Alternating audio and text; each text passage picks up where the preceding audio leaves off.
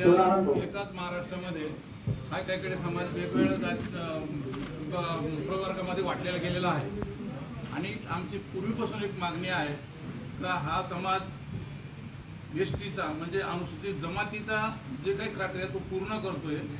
आणि आत्ताच आपण बघितलेलं असेल की मराठा समाजाला हैदराबाद गॅजेटच्या प्रमाणे ओबीसीमध्ये त्यांच्यासाठी GR काढले गेलेला आहे आणि त्याच हैदराबाद गॅजेटमध्ये ह्या समाजासाठी पहिला त्याच्यावर उल्लेख केलेला आहे की हा शेड्यूल टाईपमध्ये सरळ हा समाज शेड्यूल टाईपचा क्रायटेरिया पूर्ण करून शेड्यूल टाईपमध्ये आहे।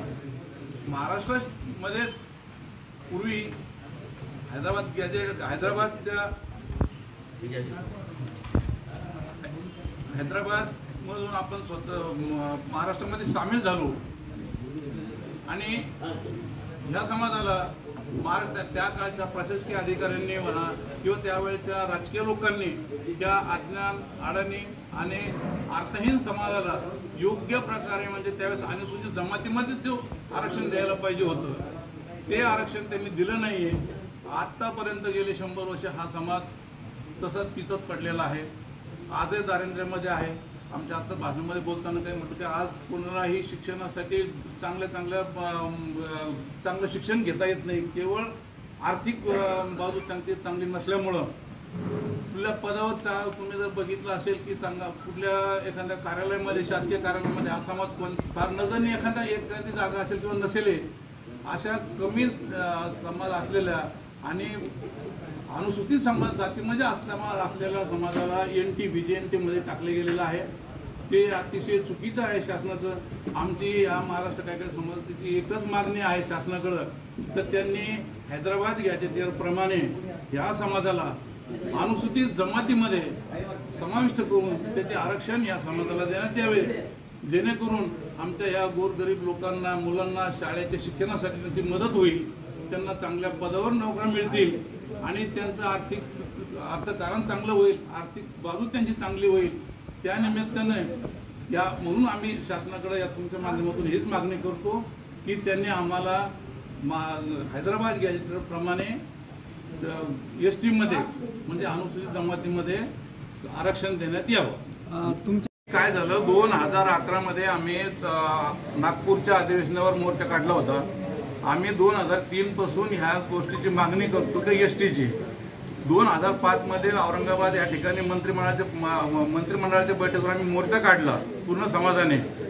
त्यावेळेस विलासराव देशमुख मुख्यमंत्री असताना त्यांना लक्षात आलं की एकच समाज महाराष्ट्रामध्ये विदर्भामध्ये SC मध्ये आहे आणि उर्वरित महाराष्ट्रामध्ये हा समाज VJNT मध्ये आहे, भटकी मुक्तमध्ये आहे। त्याच्यावर त्यांना आश्चर्य वाटलं आणि त्या निमित्ताने त्यांनी 2005 मध्ये बापट आयोगाची स्थापना केली।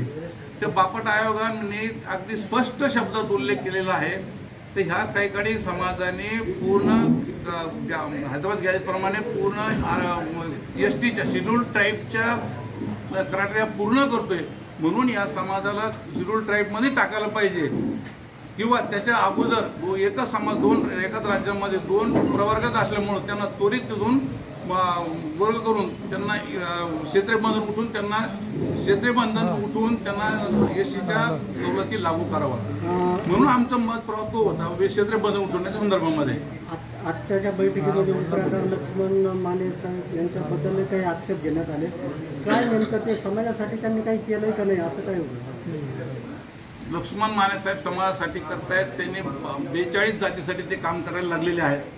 आता 42 जातीसाठी चांगल्या आहे, सगळ्या गोष्टी बरोबर आम्ही पण त्यांच्या याला सहमत आहोत, परंतु 42 जाती सगळ्या तेही एकत्र होणार आहेत, म्हणून आम्ही आमच्या समाजाचा जर असं विचार केला तर प्रत्येक समाजाने जर हा लढा उभा केला, आम्ही जसं 2003 पासून लढतोय आणि ह्या समाजाला कुठपर्यंत म्हणजे शासनाला भाग पाडले की महाराष्ट्र शासनाला तर यांनी क्षेत्रीय बंधन उठवण्यासाठी केंद्राकडे प्रस्ताव 4 वेळेस दुरुस्त करून पाठवलेला आहे, परंतु त्या प्रस्तावावर अद्यापपर्यंत कारवाई झालेली नाही आहे।